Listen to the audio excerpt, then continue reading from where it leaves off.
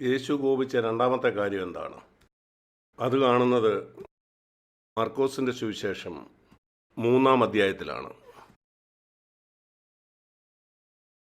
വരണ്ട കൈയുള്ള ഒരു മനുഷ്യനെ അവൻ പള്ളിയിൽ വെച്ച് കണ്ടു.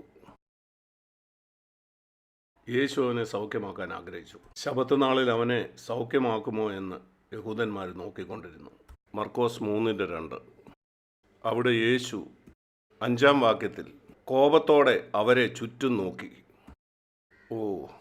ആ പള്ളിയിൽ നിൽക്കുന്ന യേശുവിൻ്റെ കണ്ണുകളും മുഖഭാവവും കാണാൻ ഞാൻ ആഗ്രഹിക്കുന്നു. പരീശന്മാരുടെ നിയമവാദത്തോടുള്ള കോപം. യേശു കോപിച്ച രണ്ടാമത്തെ കാര്യം ഇതാണ്: നിയമവാദം. ദൈവത്തിൻ്റെ നാമത്തിൽ എവിടെ പണം സമ്പാദിക്കുമോ അവരോട് യേശു കോപിക്കുന്നു. അതുപോലെ പരീശത്തിനെതിരെ അവർ ചെറിയ കൽപ്പനകളെടുത്ത് അത് പർവ്വതീകരിക്കുന്നു.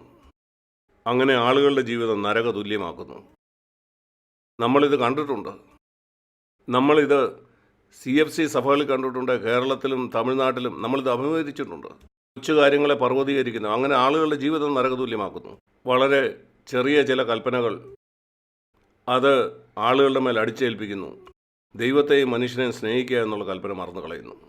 അവനത് വെറുത്തു. ഇങ്ങനെയുള്ള ആളുകളെ അവൻ കോപത്തോടെയാണ് നോക്കിയത്. എനിക്ക് യേശുവിനെ പോലെ ആകണം. ഇന്നും യേശുവിൻ്റെ നാമത്തിൽ പണം സമ്പാദിക്കുന്നവരെ ഞാനും കോപത്തോടെ നോക്കും. അത് ടെലിവിഷനിൽ കണ്ടാലും എവിടെയാണെങ്കിലും അവരോട് കോപത്തോടെ ഞാൻ പറയും, നിങ്ങൾക്ക് പണം ഉണ്ടാക്കാനുള്ള ഇടമല്ല ദൈവത്തിൻ്റെ ആലയം. അതുപോലെ ഈ പരീശഭക്തന്മാരെ കാണുമ്പോൾ സ്വാതന്ത്ര്യം നൽകുന്നതിന് പകരം മറ്റുള്ളവരുടെ ജീവിതം നരകതുല്യരാക്കുന്നവരെ ഞാൻ അവരോട് പറയും, നിങ്ങൾ തന്നെ സ്വർഗരാജ്യത്തിൽ കടക്കുന്നില്ലെങ്കിൽ നിങ്ങളുടെ നിയമവാദം കൊണ്ട് മറ്റുള്ളവരെയും നിങ്ങൾ തടയുന്നു. ഞാനത് ശക്തി ഉപയോഗിച്ച് എതിർക്കും. ഇങ്ങനെയല്ല അവരോട് വളരെ താഴ്മയായി, പ്രിയ സഹോദര സഹോദരി, ഇങ്ങനെയല്ല അത് ചെയ്യേണ്ടത് അല്ല. ഞാനത് ശക്തമായ ഭാഷയിൽ തന്നെ പറയണം. അങ്ങനെയെങ്കിൽ എഫേസ്യർ 4:26 പറയുന്ന കൽപ്പന എനിക്ക് അനുസരിക്കാൻ കഴിയും. കോപിച്ചാൽ പാപം ചെയ്യാതിരിപ്പീൻ. യേശു കോപിച്ചത് ഈ രണ്ട് കാര്യങ്ങളെ മാത്രമായിരുന്നു: യേശുവിൻ്റെ നാമത്തിൽ, ദൈവനാമത്തിൽ പണം സമ്പാദിക്കുന്നതിനെതിരെ, അതുപോലെ നിയമവാദം. കൽപ്പനകൾ എടുത്തുകൊണ്ട് അത് സ്വന്തം ജീവിതത്തിൽ പ്രായോഗികമാക്കുന്നതിന് പകരം മറ്റുള്ളവരോട് ഇത് നിനക്ക് ചെയ്യാൻ കഴിയില്ല, അത് ചെയ്യാൻ കഴിയത്തില്ല, നോക്ക് ഈ വാക്യം. ഞാനവരോട് ചോദിക്കാറുണ്ട്, ദൈവഭക്തരായ താഴ്മയുള്ള സഹോദരന്മാരെ, ഈ കാര്യത്തിൽ അവരെ ബുദ്ധി ഉപദേശിക്കാൻ എന്താണ് നിങ്ങൾ ഉപയോഗിക്കാത്തത്? വളരെയധികം നിയമവാദം. ഞാൻ വളരെ ദുഃഖത്തോടെ പറയട്ടെ, ഇന്നും നമ്മുടെ പല സഭകളിലും ഈ നിയമവാദമുണ്ട്. തമിഴ്നാട്ടിലും കേരളത്തിലും അവിടെ ഉണ്ട്. ഞാൻ കാണുന്നു. ഞാനിത് കണ്ടു മടുത്തിരിക്കുന്നു. ഞാനിത് കാണുമ്പം കോപിക്കാറുണ്ട്. സാധുക്കൾ ഇതിനാൽ അടിച്ചമർത്തപ്പെടുന്നു, നിയമവാദികളായ ഈ മൂപ്പന്മാരാൽ. യേശു ഇതിനെതിരെ കോപിച്ചെന്ന് അവർ കാണുന്നില്ല. യേശു ഇന്നലെയും ഇന്നും എന്നേക്കും അനന്യനാണ്. അവൻ സ്വർഗത്തിൽ നിന്ന് താഴേക്ക് നോക്കുമ്പോൾ ഇങ്ങനെയുള്ള മൂപ്പന്മാരെ കാണുമ്പോൾ ഞാൻ യേശുവിൻ്റെ നാമത്തിൽ നിങ്ങളോട് പറയട്ടെ, അവൻ നിന്നെ കോപത്തോടെയാണ് നോക്കുന്നത്, ദയയോടുകൂടെയല്ല.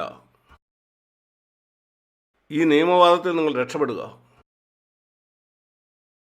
വളരെ വളരെ പ്രധാനപ്പെട്ടതാണ്. ദൈവനാമത്തിൽ പണം ഉണ്ടാക്കുന്നതിനും നിയമവാദത്തിനും എതിരെയാണ് CFC നിൽക്കുന്നത്.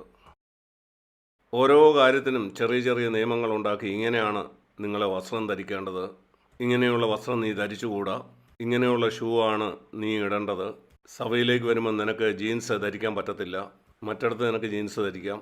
അനേക നിയമങ്ങൾ. നിനക്കിത് പറ്റത്തില്ല, നിനക്കത് പറ്റത്തില്ല, നിനക്ക് മറ്റേ പറ്റത്തില്ല. പ്രധാനമായിട്ടും വസ്ത്രങ്ങളോട് ബന്ധപ്പെടുത്തിയാണിത്. മാന്യമായ വസ്ത്രധാരണം നല്ലതാണ്. എന്തുകൊണ്ടാണെന്ന് ഞാൻ പറയാം. കാരണം പുരുഷന്മാരെ നിങ്ങൾ പാപം ചെയ്യാനായിട്ട് പ്രേരിപ്പിക്കുന്നില്ല. നിങ്ങൾ ഇറുകിയ വസ്ത്രം ധരിച്ച് നിങ്ങളുടെ ശരീരം മറ്റുള്ളവർക്ക് പ്രദർശിപ്പിച്ചുകൂടാ. നമ്മൾ പാപത്തിനെതിരെയാണ് നിൽക്കുന്നത്. അതുകൊണ്ട് നമ്മൾ സഭ്യമായ വസ്ത്രമായിരിക്കണം ധരിക്കേണ്ടത്. വസ്ത്രം എങ്ങനെ ധരിക്കണം എന്ന നിയമം നമ്മൾ ഉപയോഗിക്കുന്നില്ല. നിയമം അനുസരിച്ച് എനിക്ക് ഇത് ചെയ്യാൻ കഴിയില്ല, അത് ചെയ്യാൻ കഴിയില്ല, മറ്റേ കാര്യം ചെയ്യാൻ കഴിയില്ല. അനേക ചെറിയ കാര്യങ്ങൾ. ഞായറാഴ്ച നിനക്കൊരു പരീക്ഷ എഴുതാൻ പോകാൻ പറ്റില്ല. എവിടെയാണത് പറയുന്നത്? ദൈവവചനം പറയുന്നത് എല്ലാ ദിവസവും ദൈവത്തിന് ഒരുപോലെയാണ്. ഇന്നൊരു വിശുദ്ധ ദിവസമല്ല. അതെല്ലാം പഴയ നിയമത്തിലുള്ള കാര്യമാണ്. നിനക്ക് ഇത് ചെയ്യാൻ കഴിയില്ല, അത് ചെയ്യാൻ കഴിയില്ല, ഈ കാര്യം ഇങ്ങനെയല്ല. ആളുകൾ എത്രയോ നിയമങ്ങളാണ് ഉണ്ടാക്കുന്നത്. ഇതിനെല്ലാം കോപത്തോടെ കാണാൻ ഞാൻ ആഗ്രഹിക്കുന്നു. ഇങ്ങനെയാണ് യേശു നടന്ന പോലെ നമുക്ക് നടക്കാൻ കഴിയുന്നത്, നമ്മുടെ ജീവിതത്തിലും നമ്മുടെ ശുശ്രൂഷയിലും. ഈ പരീക്ഷത്വത്തിൽ നിന്ന് രക്ഷ പ്രാപിച്ച സഹോദരന്മാരെ ഓർത്ത് ഞാൻ ദൈവത്തിന് നന്ദി കരയറ്റുകയാണ്. ഈ മേഖലയിൽ വളരെയധികം മാതൃകയുള്ള ഒരു സഹോദരനാണ് ബ്രദർ ഇയൻ. ഞങ്ങൾ തമ്മിലുള്ള കൂട്ടായ്മ മനോഹരമാണ്. കാരണം അദ്ദേഹം പൂർണ്ണമായിട്ടും നിയമവാദം ഇല്ലാത്ത ഒരാളാണ്. മറ്റേത് മൂപ്പന്മാരുമായിട്ടുള്ള കൂട്ടായ്മയേക്കാൾ അധികം അദ്ദേഹവുമായിട്ടുള്ള കൂട്ടായ്മ ഞാൻ വളരെയധികം ഇഷ്ടപ്പെടുന്നു. മറ്റു പലരും ഈ നിയമവാദത്തിൽ നിന്ന് രക്ഷപ്പെട്ടുകൊണ്ടിരിക്കുകയാണ്. ദൈവത്തിന് സ്തോത്രം. അതിൽ നിന്ന് രക്ഷ പ്രാപിച്ചവർക്കാണ് ഞാൻ ദൈവത്തിന് നന്ദി കരയുന്നത്, പ്രത്യേകിച്ച് മൂപ്പന്മാർ. കാരണം നിങ്ങളാണ് സഭയെ മുന്നോട്ട് നടത്തുന്നത്. നിങ്ങളത് വിട്ടുകളയുന്നില്ലെങ്കിൽ ദൈവമായിരിക്കുകയല്ല നിങ്ങളുടെ സഭ പണിയുന്നത്. അവൻ നിങ്ങളെ കോപത്തോടെ ആയിരിക്കും നോക്കുന്നത്. നിന്റെ പരീക്ഷഭക്തി കാരണം നിന്റെ സഭയിലുള്ള ചിലരുടെ ജീവിതം നീ ദുരിതപൂർണ്ണമാക്കുകയാണ്. ഞാൻ യേശുവിൻ്റെ നാമത്തിൽ നിങ്ങളോട് പറയുകയാണ്, നിങ്ങൾ മുമ്പ് കേട്ടിട്ടില്ലെങ്കിൽ ഇപ്പോൾ കേൾക്കുക, ദൈവം നിങ്ങളോട് കോപിച്ചിരിക്കുകയാണ്. എന്നാൽ നമ്മൾ അങ്ങനെ ആയിരിക്കേണ്ട ആവശ്യമില്ല. ഒരുപക്ഷെ പണത്തിൻ്റെ കാര്യത്തിൽ നീ അതിൽ നിന്ന് പൂർണ്ണമായും സ്വതന്ത്രനായിരിക്കാം.